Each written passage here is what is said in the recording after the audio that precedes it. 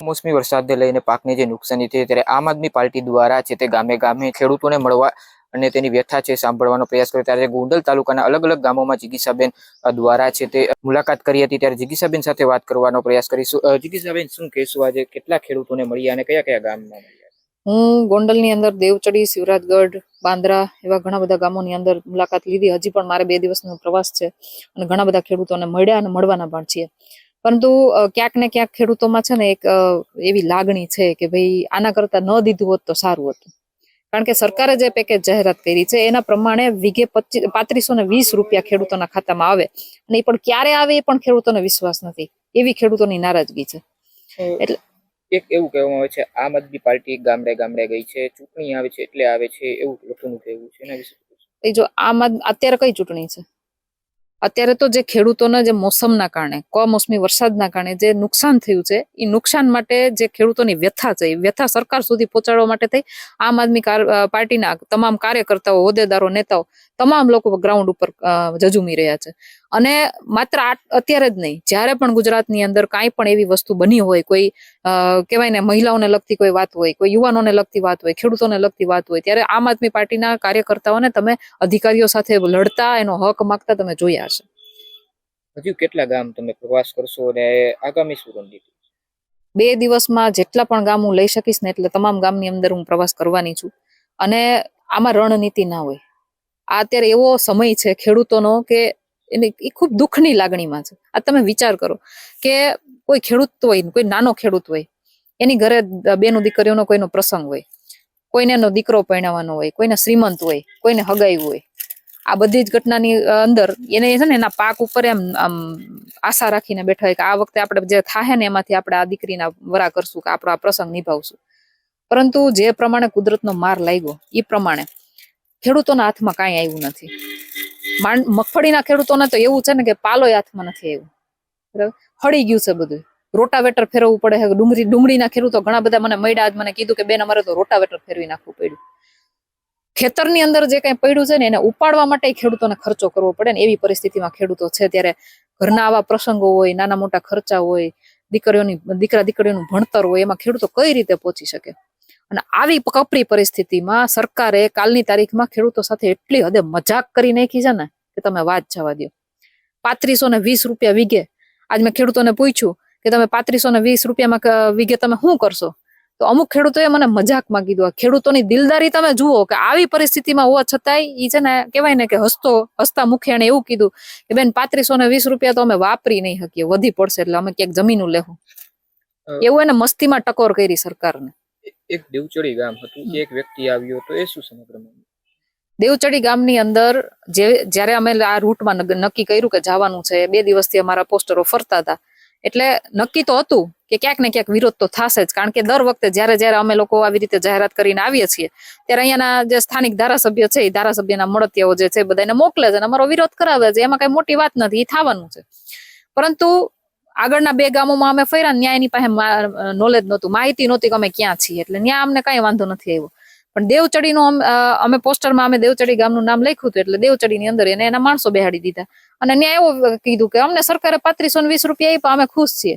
અરે ભાઈ, તમે ખુશ છો કારણ કે તમારા 2 નંબરના ધંધાઓ એ લોકોની યારે હાલતા હોય. તમારે કહેવાય ને કે ખેતીની ઇન્કમ ઉપર તમારા જીવન ન નિર્ધારિત હોય, તમારે બીજા કામમાંથી પૈસા તમે કાઢતા હો એટલે તમે ખુશ છો. બાકી તમારા ગામના ખેડૂતોને જઈને પૂછો, એ લોકોનું કેવું અહીંયા એમ હતું કે ગણેશભાઈ ની અમારા અહીંયા બહુ દયા છે, તો હું ગણેશભાઈ પૈસા દઈ જઈએ?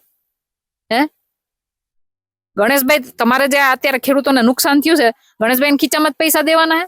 એનો તો લેટર લખીને તો છૂટી ગયા. ભાઈ અમે તો ધારાસભ્ય તરીકે ગીતાબા પાસે લેટર લખાઈ દીધો કે અમારા ગામના અમારા વિસ્તારના ખેડૂતો છે એને આટલી તકલીફ થઈ જાય. સરકારે બધી જગ્યાએ આવા લેટરો સ્વીકાર્યા અને 3520 રૂપિયા દઈને હાથ ઊંચા કરી લીધા. વીઘે 3520 રૂપિયા દઈને સરકારે હાથ ઊંચા કરી લીધા. તો કહેવાનો મતલબ એમ છે કે જ્યારે અમે ખેડૂતોની વેદનાને વાચા આપતા હોઈએ ત્યારે ભારતીય જનતા પાર્ટીના આવા લોકો ઘણી જગ્યાએ હોય, પણ ગોંડલની અંદર થોડુંક વધારે. અને એ સહન કરતા કરતા પણ અમે ખેડૂતોનો અવાજ ઉઠાવવાના છીએ.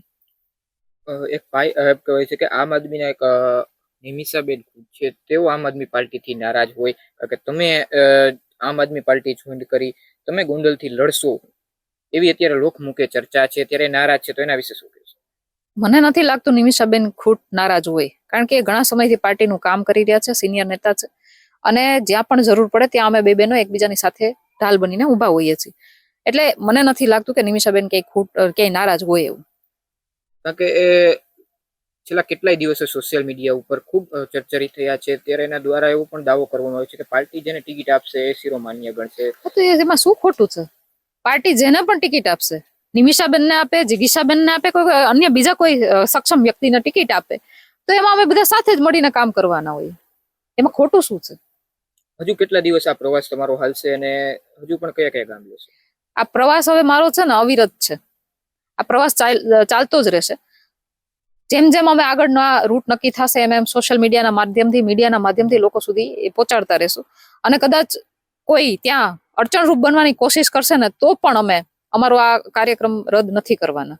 અમે તન મન ધનથી અને કહેવાય ને ખાસ કરીને હિંમતથી ગ્રાઉન્ડ ઉપર ઉતર્યા છીએ, લોકોના પ્રશ્નોને વાચા આપવાના છીએ.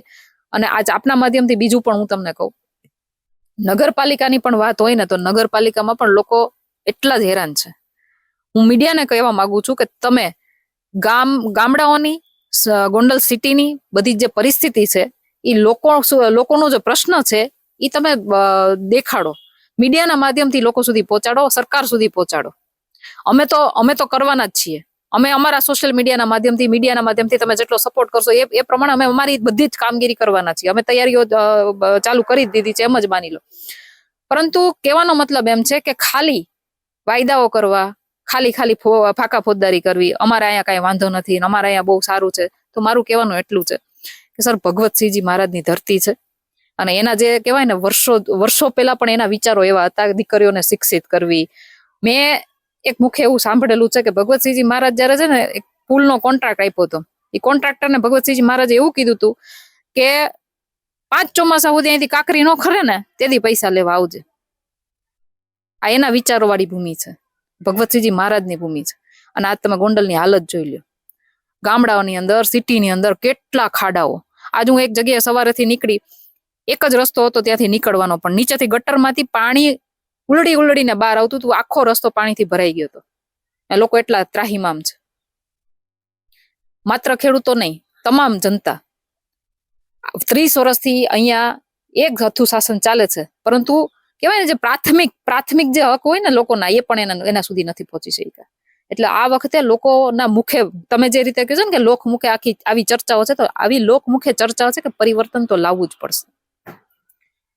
આ હતા જિગીશાબેન પટેલ, જેના દ્વારા આજે અલગ અલગ ગામોની છે તે મુલાકાત લીધી હતી. હજુ પણ આવનારા દિવસોમાં અલગ અલગ ગામોની મુલાકાત લેશે. વૈષ્ણવજન તો તેને કહીએ જે